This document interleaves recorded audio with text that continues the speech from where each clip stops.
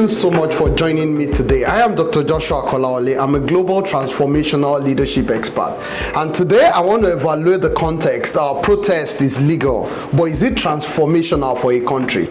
And I will hone in on the Nigerian analysis. The world has been visited by myriads of protests in recent times. But one thing I need you to know, both implicitly and explicitly, the world has always had protest. Let me give you a very common example, the protest within families. You would see kids protesting against parents. You would see wife against the husband, husband against the family. It's always been a world where protest is a way for which someone's unmatched expectation is being made known to the other party.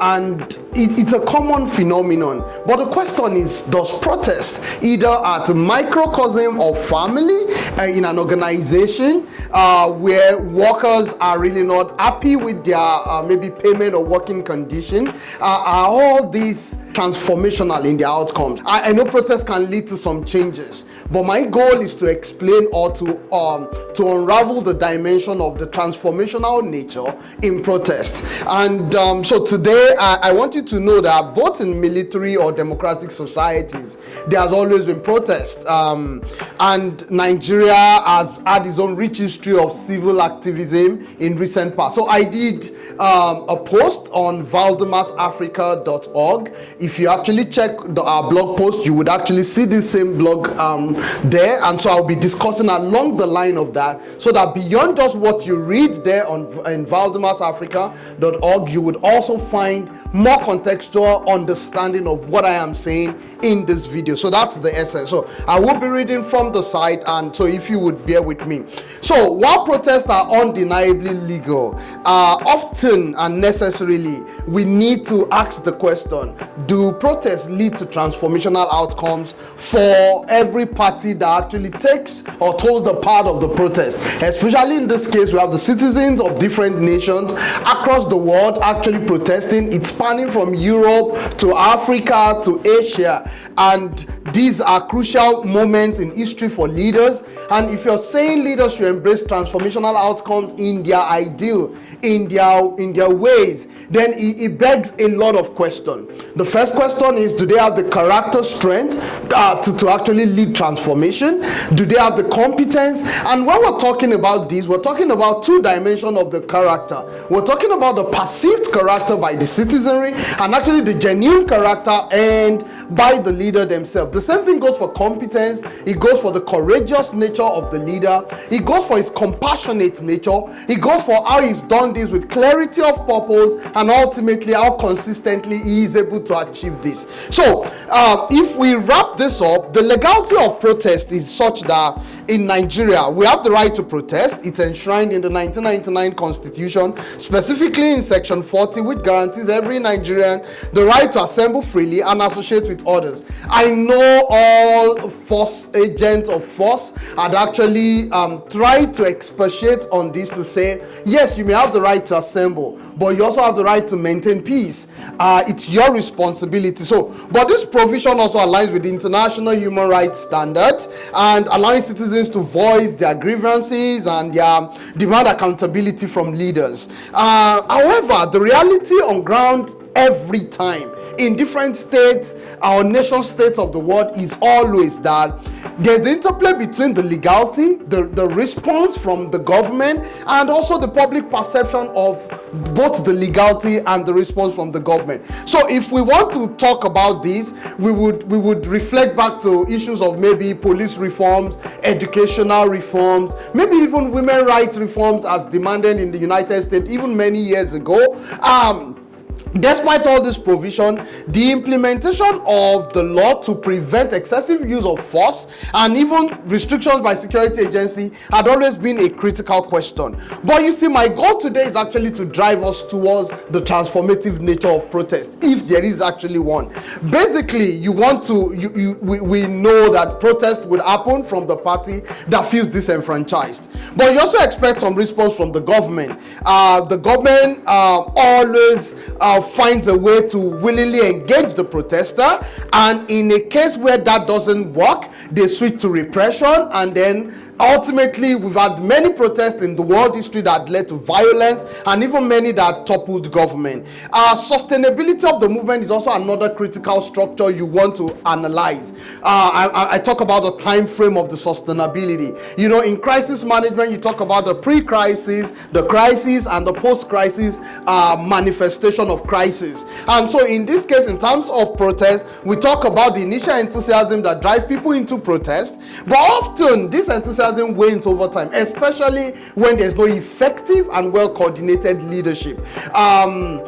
It's good for protests to start with an amorphous nature. It helps disenfranchises the capacity of the government to quickly quench it. However, as you lay your demands bare, you also need to formulate stronger leadership engagement structure that would help the government, and that would also help to strengthen the sustainability of whatever movement you're trying to drive. The third thing, which is also a part of the second, is the structural nature that has to be built into the protest. Every issue has a deep structural issue. I teach this in systems thinking. Anytime you have a sharp end problem, let's say there's police brutality, let's say there is a sharp increase in school fees, let's say there is a sharp disenfranchisement of the right of some minority group, that may be the sharp end you're looking at. But if you actually analyze something deeply, you will see that there are deep structural issues that are actually ingrained in that culture and under that context that given the leaders the capacity to lead in that way, leading to the sharp end you're seeing. So if you want to correct the sharp end of a problem, you need to analyze the deeper end of that problem and actually evaluate and then come up with a culture, a structure that you need to tweak to be able to get a new kind of result on the sharp end. So because of this, if we look at maybe the NSAS movement for Nigeria just a couple of years ago, we had the Occupy Nigeria in 2012, we had the June 12 protest, we also had the educational reform protest in 1978, and then the About Women's Riot, popular one, in 1929 then. If we integrate all this together, these are the common questions that will now come to our mind if we want protests to be transformational. I, as a transformational leader, my goal is to ensure that if you're going into any protest, then plan it properly to make it transformative for the state, for the people, for everyone. And how do we make this happen? Number one is we need to pay attention to institutional reformation.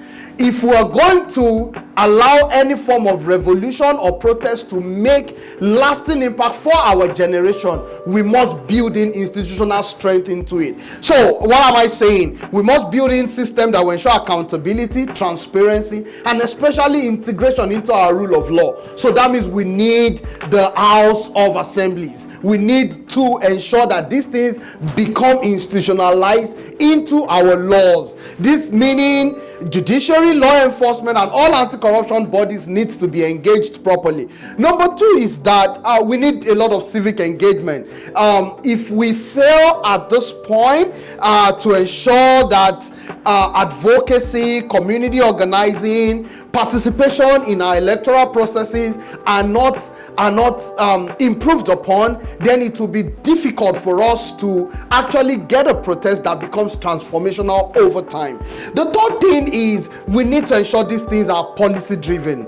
Any change that we want to make happen must be backed by policy. If we want any change to be transformational, then it has to be policy based, there has to be adequate civil engagement, and this has to be integrated into our laws. The other thing I notice in most cases is the educational level. And when I say education, please get me right. I am not saying these people did not go to school. I'm not saying we are not educated enough, or maybe our literacy rate is skewed down. What I am saying is that the quality of awareness of the standard values that drives protest, to say if we agree that this protest should be peaceful, then it has to be peaceful, and not when we have the interplay of those who are pursuing peace and a goal, and you have the interplay of those who are actually pursuing other agenda. Then much more importantly that we always miss out is the international attention and support.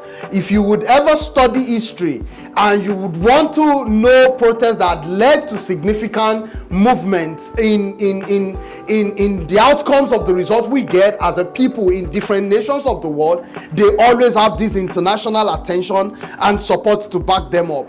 I generally, as an M&E expert, I love to assess the impact of protests. So I've done a little bit of short-term and long-term assessment, and I found out that some protests had led to a lot of disbandment, like maybe the NSAS protest had led to disbandment of the Special Anti-Robbery Squad. Much more importantly, it has altered the removal of maybe fuel subsidies even in Nigeria, and then a lot of time it has shown the capacity of the government to listen to collective action. But this is the shortfall of it. The shortfall of it is that we always earn a short-term victory, and we trade off what we call the long-term transformational outcomes, which is a bit complex in its way. But more importantly, I need us to know that institutional reform, legal actions, and shift in public attitude takes a lot of time. It takes time. So if we're planning any protest, it has to be institutional, it has to be long-term, it has to be a long-term agenda, it has to be sustained with enough engagement, enough education, strength of excellence in execution, and much more importantly, is that we need to build system that can drive the momentum of the processes through different electoral periods. I mean, over every 4 years, this protest must be able to drive home the demand of each team, each party, each people, whatever the expectation is. He must be able to drive it across all this spectrum, such that at every 4 years, despite the advantage of having the capacity to vote people you like into power, these are actually the clear-cut demands that we give to the people that get into power. What are the limits of protest? We know there's repression and violence. Sustainability is a crucial issue. Fragmentation, because people have diverse opinion, diverse interests, diverse educational level, and people also want to toll based on maybe racial, religious backgrounds and all those. And then in most cases we have lack of clear demand, and in some cases you have government actually becoming inattentive to whatever the protest demands are, because they have taken another point to hold, like the common example to say maybe the opposition party is the one funding protest. These are crucial issues that we need to deal with. Now, majorly, one of the things you do not want in a protest is a counter protest or a counter violence, where it now becomes a rebel versus pro-government kind of scenario. You do not want this, and that is why the concept of divide and rule in managing protests may not be an excellent thing to start with, especially from the government end, because what this can eventually lead to, if given time, is you have the rebel and the pro-government side faction leading into a more sustained disaster, counting scores, and then trying to destroy the fabrics of our society. So what am I saying in essence? In summary, transformatively, if we're going to go into a protest that will transform our nation, we need an organized civil society, we need legal and political advocacy, we need voter mobilization, we need economic empowerment, and then because we live in the digital age, we need digital activism. If we're able to integrate these 5 points, and I go over them again: organized civil societies integrated together with clear demands and purposes, legal and political advocacy, strength of it, voter mobilization, such that as we're trying to make the impact changes over time, because we have been doing this civil organized civil society with a lot of legal and political advocacy, if you integrate it with voter mobilization and you ensure that people are economically empowered, and then with digital platform, we are able to influence leadership to be able to make sustainable changes. We're able to get that international alignment to make our demands very clear. We're able to drive public support and solidarity. So in conclusion, I come to say, protests are a vital and legal means for Nigerians and every citizen across the world. And even like I said, in families, in organizations, protests are excellent ways for us to make things happen. But notably, they've always commonly driven short-term successes.